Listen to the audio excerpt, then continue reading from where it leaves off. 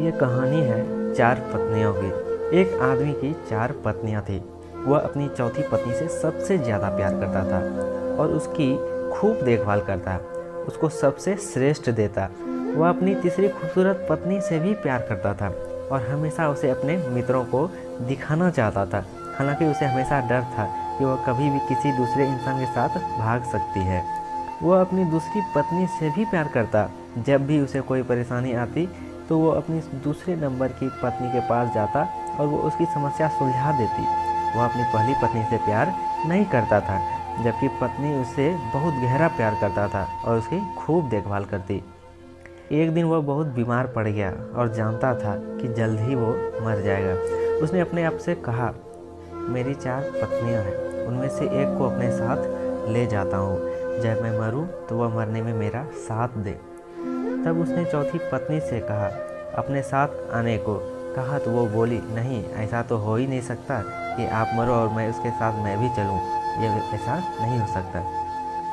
उसने तीसरी पत्नी से पूछा तो वो बोली कि ज़िंदगी बहुत अच्छी है यहाँ, जब तुम मरोगे तो मैं दूसरी शादी कर लूँगा, बट तुम्हारे साथ मैं नहीं जाऊँगी। उसने दूसरी पत्नी से कहा तो वह बोली, माफ़ कर दो, मैं इस बार तुम्हारी कोई मदद नहीं कर सकती।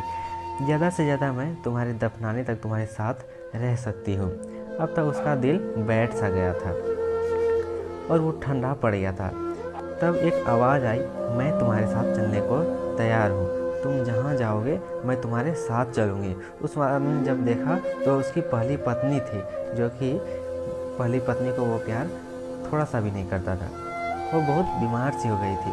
खाने पीने के अभाव से वह आदमी पश्चात के आंसुओं के साथ बोला, मुझे तुम्हारी अच्छी देखभाल करनी चाहिए थी और मैं कर सकता था। दरअसल हम सबकी 4 पत्नियां हैं जीवन में। चौथी पत्नी हमारा शरीर है।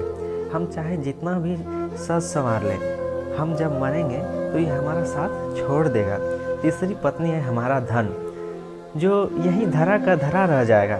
दूसरी पत्नी है हमारे दोस्त व रिश्तेदार, चाहे वो हमारे जीवन में कितने भी करीबी क्यों ना हो, पर मरने के बाद हद से हद वो हमारे अंतिम संस्कार तक साथ रहते हैं। और पहली पत्नी हमारी आत्मा है, जो सांसारिक मोह माया में हमेशा उपेक्षित रहती है। यही वह चीज़ है जो हमारे साथ रहती है। जहाँ भी हम जाएं, कुछ देना है तो इसे दो, देखभाल करनी है तो इसकी करो, प्यार करना है तो इससे करो। मिली थी ज़िंदगी किसी के काम आने के लिए, पर वक्त बीत रहा है कागज़ के टुकड़े कमाने के लिए। क्या करोगे इतना पैसा कमाकर? न कफन में जेब है, न कब्र में अलमारी। और ये मौत के फरिश्ते तो रिश्वत भी नहीं लेते। पर हित में अपना कमाया धन लगा दो, तन लगा दो, दूसरों की सेवा में मन लगा दो। सब कुछ ईश्वर की रूप है।